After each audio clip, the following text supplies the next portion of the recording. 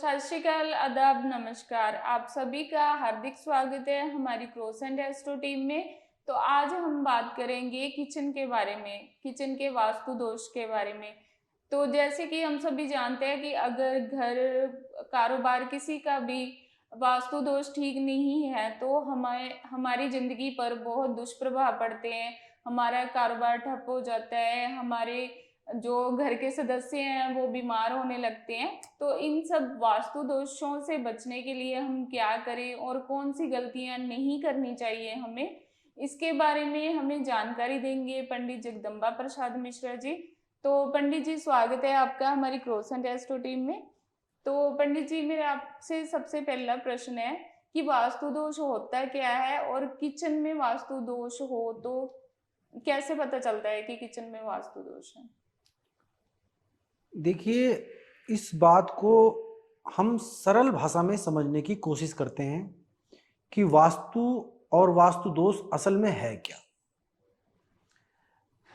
आप और हमारी भाषा में इसको समझने की कोशिश करें तो जो जमीन हम लोगों ने खरीदी है, जिस जमीन में हम लोग अपना किचन मकान वगैरह बनाना जा रहे हैं, उस जमीन में लेटा हुआ एक पुरुष, छाती ऊपर करके लेटा हुआ एक पुरुष, अपने मस्तिष्क में अगर आप आकार बनाएंगे तो वास्तु को आप उस रूप दे सकते हैं कि आपकी जमीन में लेटा हुआ एक पुरुष, उसको कहते हैं वास्तु।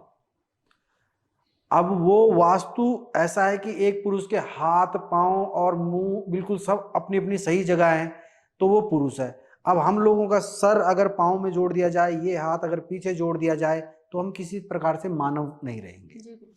तो चीजें जहां होनी चाहिए उन चीजों को वहां रखें हम, और उससे जो है दिनचर्या अपनी गुजर रही है तो वो वास्तु है। और जो चीज जहां नहीं होनी चाहिए उस चीज को वहां बना दिया गया या रख दिया गया और उससे होने वाले दुष्प्रभाव से जो हमें नुकसान हो रहे हैं उसे कहते हैं वास्तु दोष।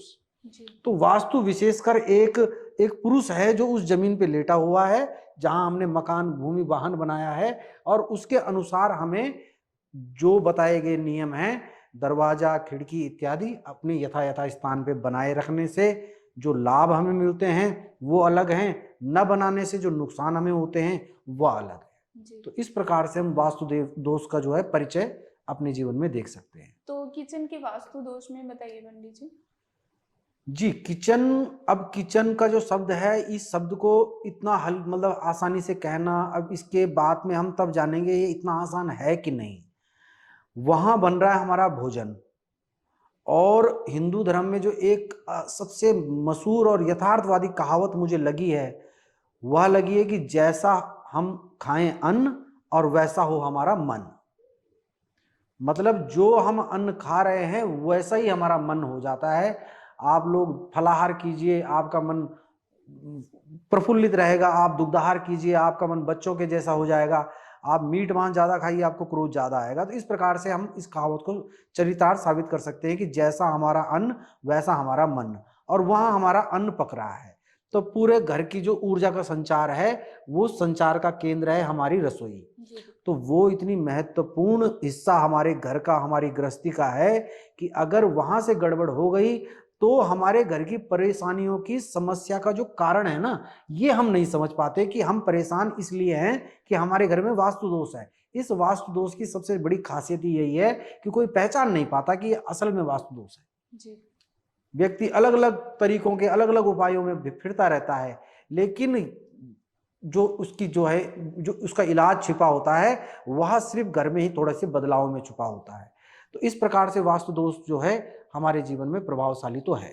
और किचन का वास्तु पूरे घर के वास्तुओं में सबसे ज्यादा महत्वपूर्ण रखता है, क्योंकि वहां से ऊर्जा का संचार हो रहा है, भोजन बन के हमारे शरीर में जा रहा है। वह अगर गड़बड़ हो गया तो पूरा जीवन जो है हमारा अव्यवस्थित हो सकता है, इसमें कोई दो राय नहीं है। जी, तो जैसे कि पंडित जी हम बात करें किचन के वास्तु दोष के बारे में, तो किचन के वास्तु दोष से बचने के लिए हमें कौन कौन सी चीजें हैं जो किचन में कभी नहीं रखनी चाहिए? जी, अब इस बारे में भी आप, बहुत अच्छा प्रश्न है ये। और ये बात जैसे किसी का मकान बन गया, अलग अलग परिस्थिति में है, जब बनाते हुए किसी ने ध्यान नहीं दिया और गलत बन गया और उसमें वास्तु दोष लगता है कि कहीं ना कहीं है। तो अब उसको तोड़ने की या उसमें ऐसे बदलाव करने की जो है किसी की सामर्थ्य नहीं है, मन नहीं है, या मैं राय नहीं दे रहा हूँ, तो उन लोगों के लिए जो है सबसे अच्छा है कि अपने जो रसोई घर है उस रसोई घर में दक्षिण पूर्व साउथ ईस्ट में एक लाल बल्लभ, छोटा 0 वाट का लाल बल्लभ लगा के और उसे जलता हुआ छोड़ दें और उसे जलते ही रहने दें, वो 24 घंटे जलता ही रहे। पहला तो उपाय इसका यह है किसी भी रसोई का वास्तु दोष दूर करने का, कि दक्षिण पूर्व में एक लाल बल्लभ 0 वाट का जला के छोड़ दें। दूसरा, रसोई की जो दीवारें हैं उन दीवारों का रंग आप अनुकूल करके भी वास्तु दोष में कमी ला सकते हैं।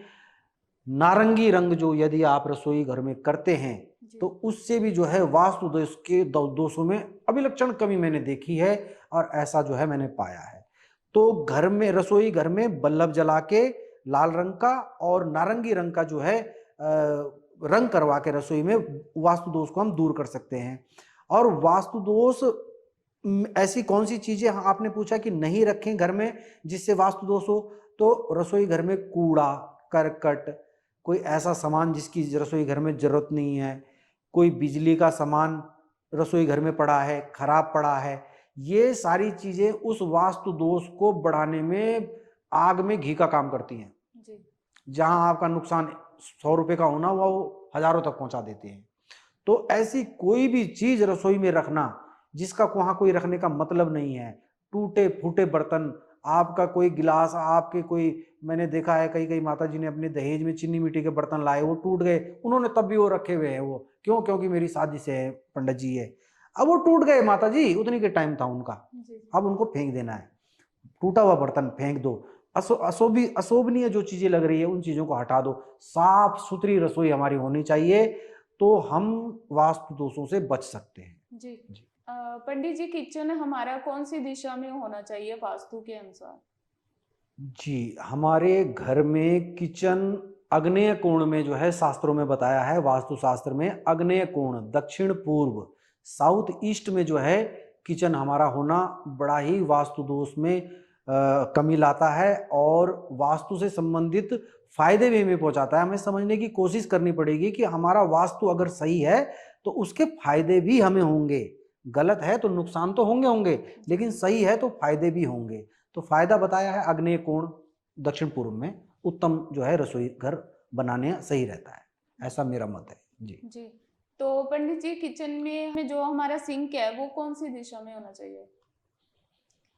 किचन में सिंक किचन के अंदर उत्तर दिशा में, किचन के अंदर जब हम जाएंगे तो वहां जो उत्तर दिशा पड़ेगी वहां सिंक लगाना जो है सही और नीतिपूर्ण शास्त्रपूर्ण बताया गया है कि किचन के अंदर जाके जो उत्तर दिशा पड़े वहां पर सिंक लगाना उत्तम रहता है। जी।